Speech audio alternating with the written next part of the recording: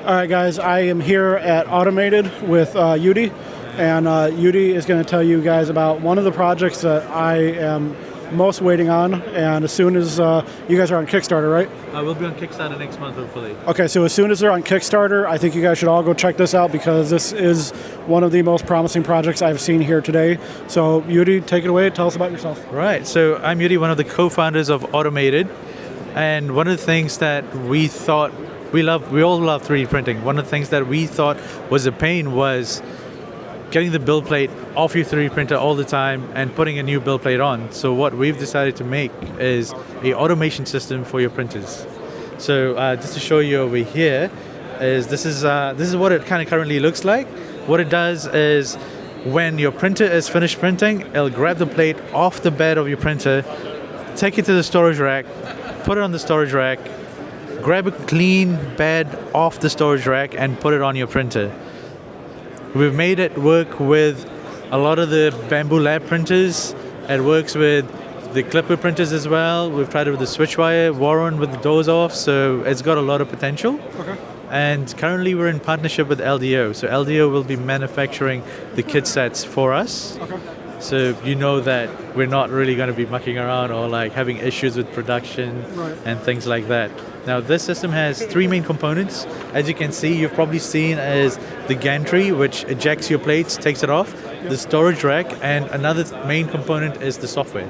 So the software, what happens is the only thing you need to do is slice your file and upload it onto our software. Okay. Our software handles everything else in the sense that what it'll do is it'll communicate with the printer. If your printer's idle, it'll upload the next print file, get it printed. Once the print is done, it'll take the print off the bed, put it on the rack, and then start the next print job once it replaces the new print bed. Okay, so I could still slice it in my normal software and then just send it over to you guys. Yeah, okay. Exactly. So like slice it in your normal software because we currently don't know how many supports and everything. Like supports is the hard stuff, right? Like you need different prints, different type of supports, different orientations you want to do it, and we're most likely going to get it wrong when we're automating it. Right. So I think that's something that would require human intervention, but maybe hopefully in the future, it might all just be, hey, upload the file, we'll do everything for you, right? Right. So this is one of the main use cases. So this is the base version for us. And another thing, like just imagine, let's say you have 5 or 6 printers, you're a hobbyist or you're a small-time printing farm, and just lying idle at nighttime, right? Like because you don't have anyone to work with. Or you're a hobbyist going to work, the printers are idle. So what happens with the software, right? You could possibly purchase add-ons to the software in the future. It's like, hey, I really have my printer sitting around in the daytime not doing anything while I'm at work. What do I want to do? Let's get that add-on, put it onto the software where it create a web store for you or it'll connect to a web portal for you.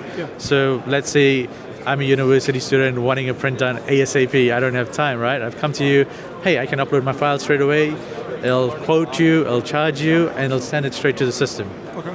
Right? They'll send it straight to the system, it'll print it for you, have it ready for you. So by the time, let's say you wake up in the middle of, the job was done in the middle of the night, it's ready for you to send off to your customer. Or when you come home from work, the print's done. You know, all you need to do is process it, send it off to someone. So it's kind of like another way of just making money on the side if that was a thing that you wanted to do or just wanted to make your printing processes just automated. And that'd be awesome, especially for like me. I do a lot of decorations and they only take like 2, maybe 3 hours, you know? So a lot of times like I'll set a print before I go to work and then I only have one when I come back from work. So it would be nice to be able to just keep on printing. My next question would be, I was talking to you guys yesterday, this system right here can be built higher, right? Yes, so it's a fully modular system. Okay. What you can do is, let's look closely at the system itself. So these are built with extrusions that are normally used in all 3D printing ecosystem. So this can go up to however size you'd like it to go up, and so does this gantry. This gantry has an extrusion that it works with, and you can extend it sideways as well. So let's say you had 5 printers, right? You could literally extend it sideways. You have printer, storage rack, printer, storage rack, printer, storage rack. All you got to do in the software-wise is configure it and just put in some of the calibration notes. So what it'll do is ideally you'll have a jig. You'll connect the jig to this frame with numbers in it. You put those numbers in, the software will calculate how far away everything is, and then it'll do the calibration for you. You might need to do a little bit of manual calibration just to get like the fine tuning right at the early stages. We're hopefully It's like the early 3D printers. yeah, it's like the early 3D printers. Yeah, by the time like we have like various iterations or more R&D goes into it, we'll try and make it fully automated. So all you got to do is just place it on the side with the with the attachments, and it'll take care of it all. You know, sort of thing. That's the final aim. Right. To have very minimal interaction. And then when I talked to you guys yesterday, you also said that if, like I, for instance, have a Bambu P1S, I also have an A1 Mini. Yes. We have the possibility of, as long as we make changes to your tower, we can also have different types of printers going to, as long as everything's calibrated properly? Yes, correct. Okay. So because it's so modular, right? Yeah. Like these are attachments that you can literally print and change yourselves as well. Yeah. So if you wanted to have racks for different size printers, all you got to do is just print different type of clip-ons over here, and it'll just take care of where the build plates rest. Okay. So every time, every single placement will always be in the center, always be right. Right. Instead of like having it flip side to side. Right. Sort of thing. Because right now, let's say if we don't have that and extend it all the way to the middle sort of thing and have a smaller build plate, it may go sideways sort of thing. So, yeah. Okay. And then final question, and this is probably important for a lot of people that print stuff outside of like PLA. Yeah. Obviously, your door is open right now. You guys mentioned something yesterday about possibly working on some type of roller door. Is that still a thing? Correct. So at the moment, we've taken the door off the P1S to simulate an open frame 3D printer, but we have a plan in the works where all the closed frame printers with the doors and everything will be creating a add-on to attach to your printer so that the door can either slide off or roll down, or depending on the type of printer and depending on like what is the most efficient thing to do, because sometimes various printers have it. You gotta interact with it very differently. Yeah, a lot of printers have different setups, and I was actually thinking about it a lot last night because honestly, this is one of the projects I was really excited to see the most. No, we're very excited to actually bring this to the community because we believe that this should be the change that the 3D printing industry needs. Yeah. Because printers are getting so fast every day that like you can finish a complex print in an hour or 2 hours. So like, what do you do next? Like, you can't be with your 3D printer every single day, right? Exactly. Every single hour. So this can help automate that whole thing and just take your journey to the next level. Yeah. Now, is this going to be open source at all, so that if I see an issue that you guys haven't come up with yet, I can add to my printer or add to my my setup? 100%. Okay. So the gantry would love to open source it. Yeah. We want the community to tweak with it, play around with it. Look, if you think we have missed something, and you think that this is better, please reach back to us as well. Reach back out to us. We want to hear from the community.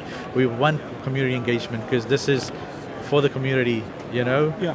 This is for the community. We want to work together. This is our main thing. Yeah. Because to be honest, when I started my first 3D printing journey, I didn't know anything about it. Right. I got an Ender V1, I believe, and this was like 5 years ago. Yeah. Right. So the only way I learned about it and I got everything working was the community. The community is the one that helped me out. Now we want to do kind of the same thing for the community too, right? We want to help the community out. We want to make sure that they get the most out of the 3D printing. Right. Now, is your parts and everything, is this going to be something where you're just sending out the program to do everything, or are you going to have it where people can print these parts at home? Because obviously I like green, so I don't mind that, but I know some other people people like modifying their printers nowadays, No, you're 100% right. Not everybody loves the green and purple because that's our company color. If you haven't noticed, we've gone with the green and purple. I would be changing it to green and black personally, but it is. No, that's fine. Look, we're doing it with LDO. So LDO is one of the manufacturing partners. Okay. So when we launch the Kickstarter, they will be doing the kit sets. And I believe all the LDO kit sets, normally if you have a printer, you can print it at home, print all these parts at home. Yeah. We'll give you the files to do it. Okay.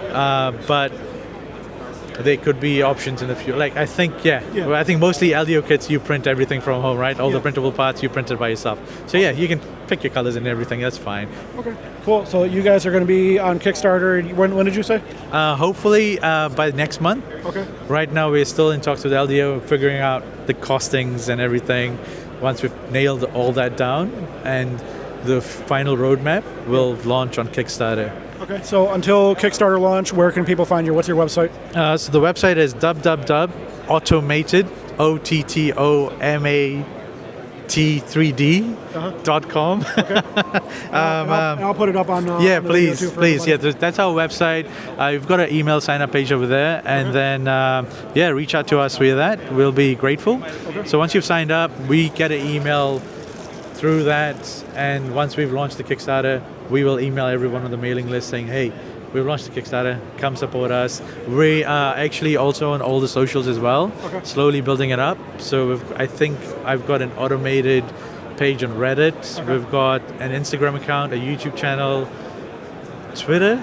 Not on Twitter, Twitch, and hopefully we'll be launching Discord soon as well. You gotta get a TikTok, even though it's always being banned, No, definitely we'll try and get a TikTok as well and put some videos up there. Okay. But yeah, we'll be getting all the socials soon. Okay. But follow us on one of the socials, and you should be able to get a link to all the other socials. Awesome. I really appreciate it, and thank you very much for your time. No, I appreciate you. Thank you so much for talking about us. Thank you. Thanks, man.